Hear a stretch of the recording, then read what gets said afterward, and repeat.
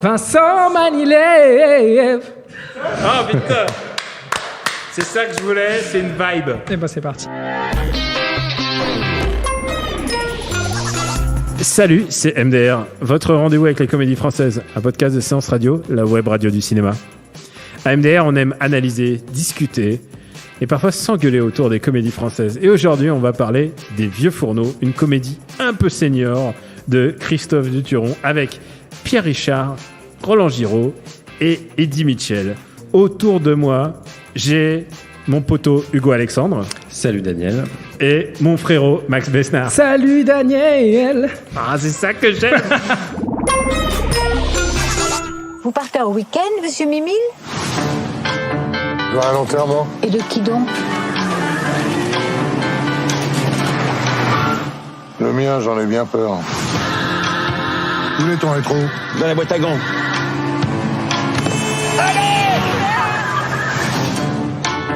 Antoine a besoin de nous. C'est notre pote. Il vient de perdre sa femme. C'est quand même pas compliqué de passer correctement la tondeuse pour les obsèques de sa mère, non? Bon, je vous laisse, je suis claqué. Bonne nuit, les affreux.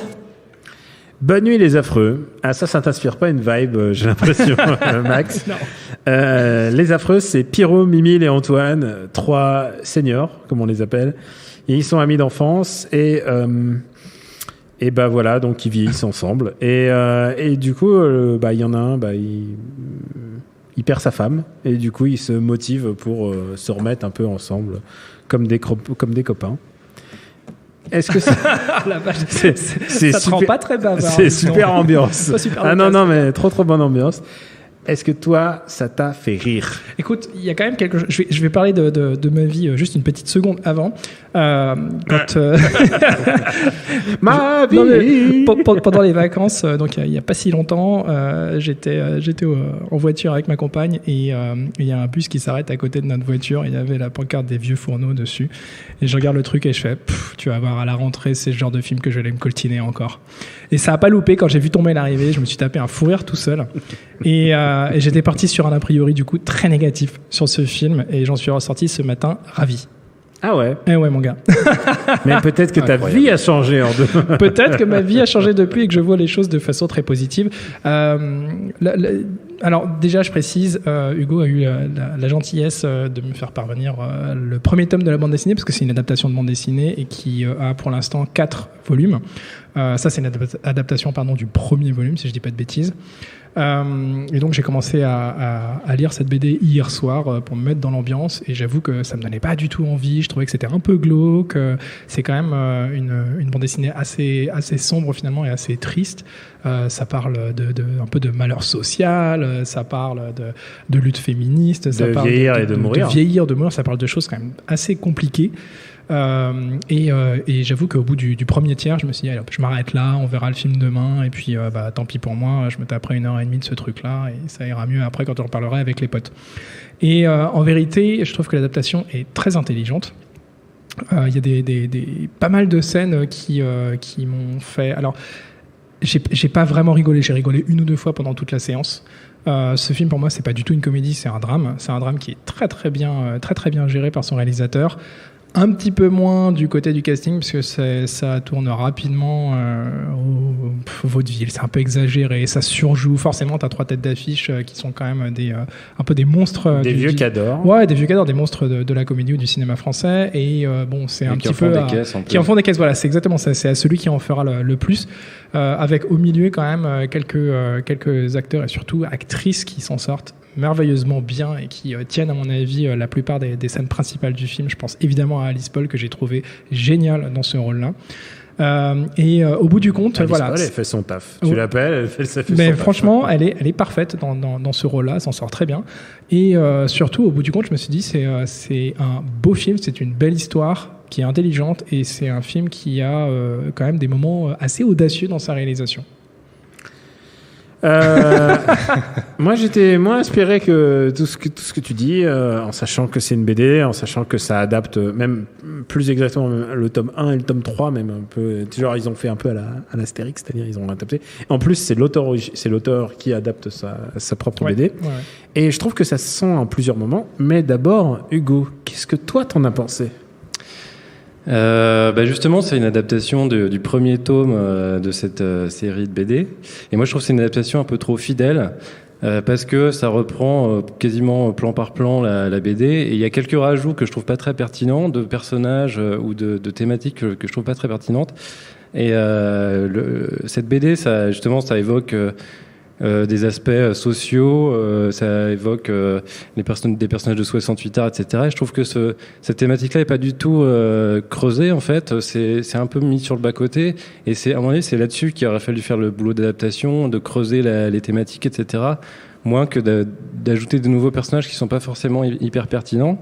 Et l'autre défaut que je trouve, c'est que c'est une adaptation fidèle, et donc du coup, il n'y a pas ce travail d'adaptation de la BD en film. C'est-à-dire qu'il y a plein de choses qui marchent en BD et qui marchent pas dans le film. Par exemple, des répliques un peu à la Audiard qui fonctionnent dans la BD, des expressions marrantes de vieux campagnards qui marchent dans la BD, et dans le film ça tombe un peu comme un cheveu sur la soupe. Je trouve que c'est mal mis en scène, mal amené. Et la mise en scène, de manière générale, je trouve que, comme tu dis, c'est un film pas drôle, quoi. Donc là-dessus, on est d'accord. C'est une comédie pas marrante, avec des personnages qui cabotinent, notamment Pierre Richard qui en fait toujours beaucoup trop. Qui est assez insupportable au bout du compte. Voilà. Alice Paul, moi je suis pas hyper fan. Je trouve qu'elle est pas vraiment dans le rythme.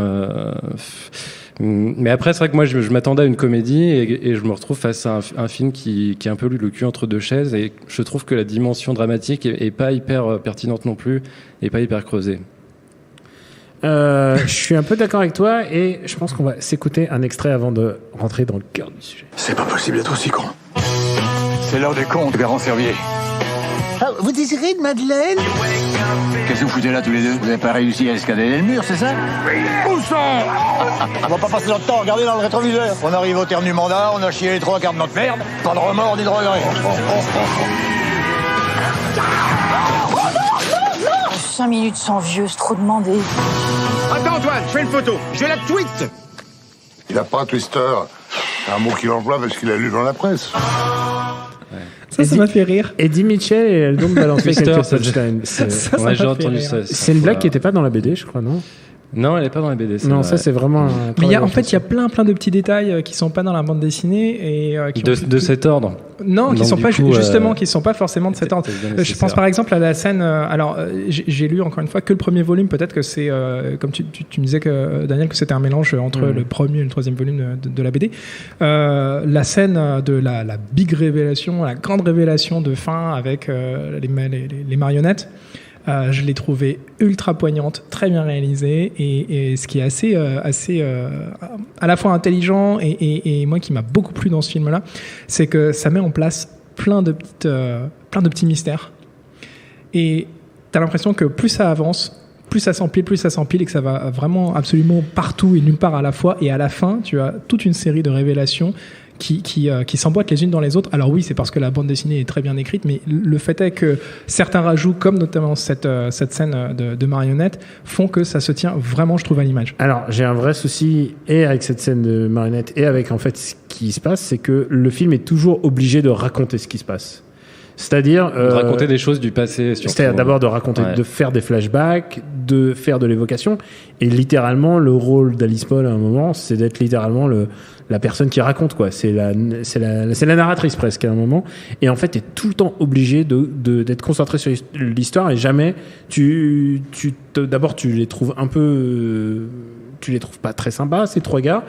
Et en plus tu fais l'effort d'essayer de les apprécier, et en plus on t'assomme avec une histoire quand même assez complexe, avec une histoire d'héritage, et à un moment quand il vient l'héritage d'Henri Guibet, et je me tourne vers Hugo et je lui fais mais c'est l'argent d'où en fait, on comprend pas très bien.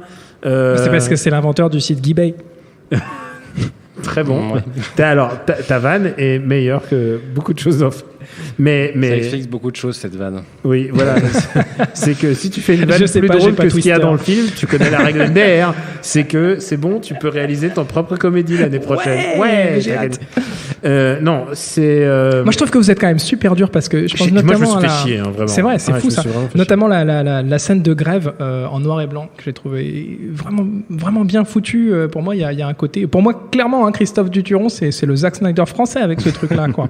Ok, j'exagère. On est d'accord aussi. Mais ah, je suis fan de Zack Snyder, désolé. Pas moi. Mais non, il y a quelque chose. Et ça encore, c'est un rajout parce que la façon dont elle est gérée, elle est étendue par rapport à ce que tu peux voir dans la BD à ce moment-là. Et ça amène quelque chose de très très mélancolique dans l'histoire. Ça, dans c'est clair l'ambiance. que c'est mélancolique. Et je trouve que, Ouais. juste pour terminer sur cette scène, par exemple, je trouve que Alice Paul, elle a fait quasiment rien dans cette scène. Elle est à peu près statique. Et pourtant, elle arrive à faire passer dans son visage, dans son regard, des choses vraiment fortes, grâce évidemment aussi à la caméra et à la vision du réal. Mais pour moi, c'est pas. Je trouve que c'est réducteur de dire que c'est la meuf qui raconte et qui est juste là pour ça. Au contraire, pour moi, c'est elle qui a les pieds sur terre et qui permet, au bout du compte, de voir que dans la vie, une histoire, il n'y a pas qu'un seul versant, il y a toujours deux points de vue. Oui, mais Alors, c'est pas le Rashomon de la comédie. Qu'est-ce qui se passe dans le film concrètement, en fait, à part des vieux qui racontent des vieilles histoires, une meuf qui découvre des vieilles histoires, des gens qui se posent des questions sur des vieilles histoires, et Alors, en fait, il se passe jamais rien dans le film. C'est toujours.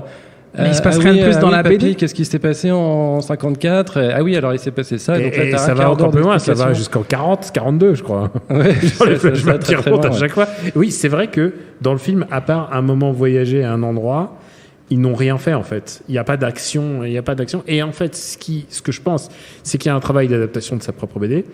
Et ça se sent, et là je vais devenir juste un peu plus technique, c'est pas de l'ordre de la mise en scène, ça se sent en termes d'écriture des personnages et de la manière dont s'enchaînent les dialogues. Il y a des moments où juste une punchline suffit. Et tu sens que je vois presque les bulles de BD en fait. De toute façon, les dialogues sont parfois repris vraiment tels quels. Je vois presque les bulles de BD quand tout d'un coup il y a vraiment une punchline en trop. Une punchline suffisait et non, il fait parler l'autre et il fait parler l'autre. Et c'est très parlant. Je me souviens qu'on s'est fait la réflexion en regardant la toute fin où tout d'un coup il y en a un qui fait une punchline drôle et on se dit ah putain c'est pas mal. Et puis derrière il y a l'autre qui en rajoute une autre. Et l'autre qui en rajoute une autre. Et clairement, c'est un truc qui a été écrit comme une BD. Et en fait, non, parfois il suffit. Oui, c'est ça, pour que les trois personnages aient leur réplique. Et c'est vrai que ça marche avec trois bulles qui se répondent. Mais c'est vrai que pour faire une chute à un film comique, ça fonctionne beaucoup moins. Ouais. Du coup, je pense que c'est vraiment un cas de trop bonne adaptation, quoi. C'est un truc où il fallait plutôt le laisser à quelqu'un d'autre et que.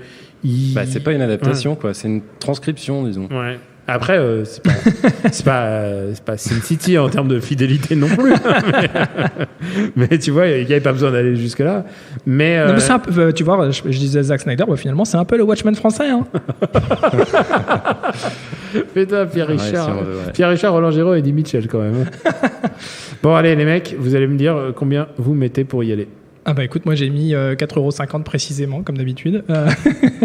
Et non, j'étais content, j'étais vraiment content d'aller voir ce film alors que je suis rentré dans la salle en traînant les pieds et j'en suis sorti touché et content. Et vraiment, si ça avait été une place plein tarif à 9 balles, j'aurais mis 9 balles et j'en serais sorti content. J'espère que tu auras le même engouement lors de la prochaine émission. C'est peut-être parce que c'est le début de saison aussi, je sais pas. C'est vrai, il y a aussi ça. Et que quelque chose a changé et t'es heureux. Hugo. Moi, je mets 60 centimes pour l'ambition esthétique. C'est vrai qu'il y a des scènes en stop motion assez jolies. Quelle indignité, Hugo Alexandre, quelle indignité. Je ne vous ai pas interrompu, ne m'interrompez pas. Voilà, donc allez, 65 centimes. Voilà, moi 1€ parce que ça m'a fait plaisir de revoir ces vieux monsieur et qu'il y a quelques punchlines d'Eddie Mitchell. Et parce que pour moi, Claude Moine a arrêté sa carrière chanson. Donc, il s'appelle Claude Moine, oui, j'adore employer son vrai nom dans la vie, c'est Claude Moine. Et alors maintenant, c'est l'heure de la reco. Je suis sûr que Hugo, t'as une reco de Derrière les fagots. Ouais, moi je vais recommander Les Petits Ruisseaux, qui est une autre adaptation de BD, une BD de Pascal Rabaté qu'il a adapté tout seul. Et c'est aussi une histoire de vieux campagnard donc qui vit la mort de son meilleur pote au début du film. Donc un peu comme au début du film, il y a une histoire de deuil. Et en fait, juste avant de mourir, son pote lui raconte qu'il a plein d'aventures sexuelles avec plein de vieilles dames, du coup. Et donc, du coup, ça le fait vachement réfléchir. Notamment, il doit gérer ce deuil. Et puis, il se dit peut-être que ma vie n'est pas finissante, que moi aussi, je peux encore vivre des choses.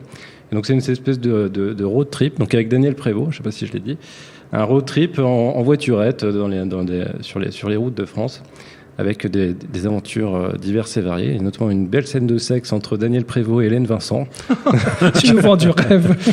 Et donc, Flashback. C'est un peu une histoire vraie de David Lynch, mais à la française, donc avec Daniel Prévost. Donc c'est assez marrant, et c'est contrairement au vieux Fourneau, je sens vraiment un vrai personnage. En fait, je sens pas juste des caricatures qui balancent des dialogues à la audience. C'est vrai qu'on n'a pas parlé même du caractère de Pierre Richard qui est Ouais. ultra caricatural. C'est vraiment l'alter. Si c'était drôle, ça pourrait être un bon vecteur de comédie. Moi, il y a un truc qui m'a fait rigoler, mais c'est typiquement un gag à la Gaston Lagaffe. C'est quand il a un bitonio qui lui fait passer les péages. Oui, ouais, c'est Ça, marrant. c'est- C'est pas dans la BD, ça, je crois. Voilà, je crois que Non, ça fait partie des petits ajouts. Ouais. c'est- ouais. Ouais. Donc Et- les petits ruisseaux de Pascal Rabaté. Et toi, Taroko? Alors, moi, j'étais parti pour vous parler de Désenchanté, la nouvelle série de Netflix. De Matt Groening, sur Netflix. Donc, Matt Groening, le créateur des Simpsons et de Futurama. C'est sorti mi-août. C'est super drôle. C'est très, très bien. Allez sur Netflix. Mais finalement, je vais changer d'avis. Je vous recommande quand même ce truc-là, mais je vais plutôt parler d'une autre adaptation de BD française, adaptée par l'auteur et le dessinateur lui-même. Et puis, quitte à contredire et à embêter Daniel aujourd'hui, je vais parler du Chat du rabbin de Johann Sfar. Je trouve que le film, la BD est fabuleuse, évidemment. Et l'adaptation au cinéma était géniale. Et je vous recommande très, très chaudement d'aller le voir, surtout si vous aimez les chats et la philosophie. Il faut être une 4 personnes, ouais. Ouais, et j'aime bien la BD. Je t'ai déçu, là. Non, mais voilà, j'aime bien la BD. Voilà, c'est tout ce que je veux dire. Et moi, écoute, je ne pouvais pas faire une reco sans parler du grand Henri Guibet, qui tient un petit rôle de C'est vieux. vrai, il est assez efficace. Petit rôle de vieux monsieur dans Mais quel est le meilleur rôle d'Henri Guibet je pense il y a la 7e compagnie. il fait les derniers épisodes de la 7e compagnie. Mais si tout le monde le connaît, c'est parce que c'est Salomon. Bah ouais. Et Salomon, vous êtes juif, c'est quand même la réplique de De Funès que De Funès lui adresse dans Rabbi Jacob qui l'a rendu le mec le plus connu du monde, quoi. Enfin, vraiment, c'est un des mecs le plus connus de la comédie française, c'est grâce à ça. Et Henri Guibet, c'est quand même un trésor national. Après, il a fait tellement de bonnes Oui, j'aurais comédies. du mal à citer beaucoup de films avec lui. C'est vrai que il s'est un peu perdu. Du coup, ça donne envie de s'y replonger et carrément de créer un podcast spécial Henri Henri Guibet. Guibet, Pour le classer tous Guignolo, tous ces tu films. vois, il y a plein de Une rétrospective. Henri Rétrospective. Mais en À fait, la c'est Cinémathèque. aussi parce que à la fin des années 70-80, il a beaucoup fait des trucs genre Les Charlots et tout ça. Et donc, du coup, il s'est un peu cloisonné là-dedans. Et en fait, il a beaucoup fait de théâtre après. Donc, le grand Henri Guibet. Donc, Mais Tu c'est quoi, recommandes mais la du coup, c'est personne quoi ta d'Henri Guibet, reco? Ouais, j'ai pas compris. j'allais dire les Rabbi Jacob, mais Ah, après n'importe quoi. Je t'ai dit le Guignolo. Non, mais c'est vrai qu'il faut revoir Rabbi Jacob souvent Ouais. parce que c'est quand même parce du que bonheur en barre. c'est essentiel. Ouais. Merci à Quentin, notre assurance vie, pour la technique. Pour nous retrouver, c'est MDR sur Apple Podcast et toutes les applis dédiées, ainsi que le SoundCloud. Merci de vous abonner et de laisser des commentaires et d'en parler autour de vous. La semaine prochaine, je sais de quoi on va parler, mais je sais pas si j'ose le dire. Je sais pas dans quoi on va mettre les pieds. Il n'y a pas eu de projo. Et toi, tu rigoles, Max, parce que tu sais que... J'ai tellement hâte. Moi, j'ai vraiment pour peur. Hein Je sais que c'est pour toi. tu sais que c'est pour toi. Oh, oui. Donc, on vous embrasse très fort et on vous dit à très bientôt. Je sais pas si ça va être bien. On vous embrasse. Ciao.